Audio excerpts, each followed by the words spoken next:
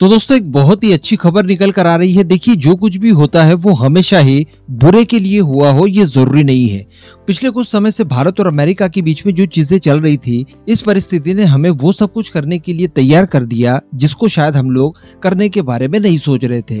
Example के तौर पर हम लोगों ने अमेरिका के साथ कॉन्ट्रैक्ट साइन कर लिया था, जिसके तहत भारत के अंदर F414 इंजन को लोकल मैन्युफैक्चरिंग किया जाएगा। साथ में इसकी 20% तक टेक्नोलॉजी हासिल की जाएगी, जिसका इस्तेमाल हम लोग तेजस मार्क 2 के साथ साथ एमका मार्क 1 और टेड BF में भी करने वाले हैं। अब यहाँ पर अगर बात नोटिस की जाए तो हम लोग टेक्नोलॉजी ट्रांसफर इसकी क्यों मांग रहे थे, तो इसके पीछे दो मोटे मोटे कारण हैं। एक तो ये कि इनिशियली हमें काफी ज्यादा नंबर्स में इन इंजन्स की आवश्यकता है। लगभग 200 से 225 हम लोग तेजस मार्क 2 बनाएंगे तो उनके अंदर इतने इंजन्स लगेंगे। इसके बाद हम लोग एमका मार्क 1 और जो टेड BF बनाएंगे, इनके लिए भी कम से कम 100 की संख्या में इंजन्स की रिक्वायरमेंट हमें होगी। तो अल्टीमेटली आगे पीछे मिलाकर कुल 500 इंजन्स आप मोटा माटी पकड़ लीजिए कि इनिशियली F414 कैटेगरी के हमें चाहिए।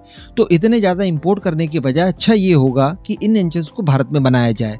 अब इसकी टेक्नोलॉजी ट्रांसफर के लिए हम लोग एडिशनली चार्ज इसलिए देंगे ताकि बाद में जब हमें इन इंजन्स को रिप्लेस करने की आवश्यकता पड़े और अमेरिका अगर इन इंजन्स को देने से इनकार कर दे तो हम लोग खुद के बूते इन इंजन्स को तैयार कर लें। कम से कम इनके महत्वपूर्ण क्रिटिकल पार्ट्स वगैरह खुद ही तैयार कर लें और उनका इस्तेमाल करके हम लोग हमारी पूरी फ्लीट को एयरवर्दी रख पाएं। तो ये औचित्य हमारे पास था।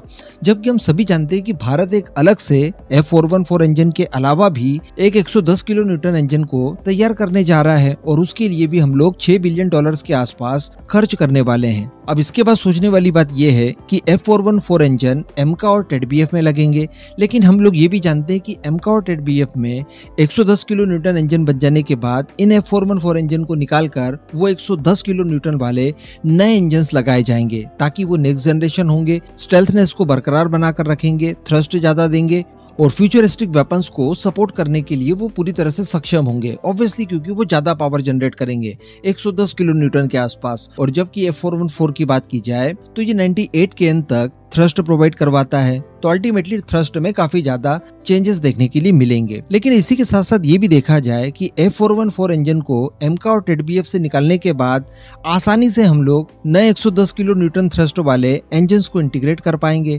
तो कहने का मतलब वो भी फिजिकली इसी तरह का कुछ इंजन होगा। तो अगर हम लोग एमका मार्क 1 और टेड BF में इन इंजन को रिप्लेस करके वो आसानी से डाल सकते हैं, तो हम लोग 110 किलो न्यूटन वाला इंजन तेजस मार्क 2 में इस्तेमाल क्यों नहीं कर सकते? क्यों इस बात के लिए हम लोग खड़े रहें कि जब तेजस मार्क 2 में इंजन परिवर्तन करने की जरूरत पड़ेगी तब भी हम लोग F414 इंजन का ही इस्तेमाल करेंगे, जबकि हमारे पास 110 किलो न्यूटन वाला खुद का इंजन होगा 100% टेक्नोलॉजी के साथ। तो अब एक्चुअली इस ओर भारत द्वारा ध्यान दिया गया है और बताया ये जा रहा है कि ऐसी फैसिलिटी के साथ तेजस मार्क 2 को तैयार किया जाएगा कि जब 110 किलो न्यूटन वाला इंजन बनकर तैयार हो जाएगा उसके बाद आप उसका इस्तेमाल तेजस मार्क 2 में भी कर सकते हैं। इसके लिए इंजन बे तैयार किया जाएगा।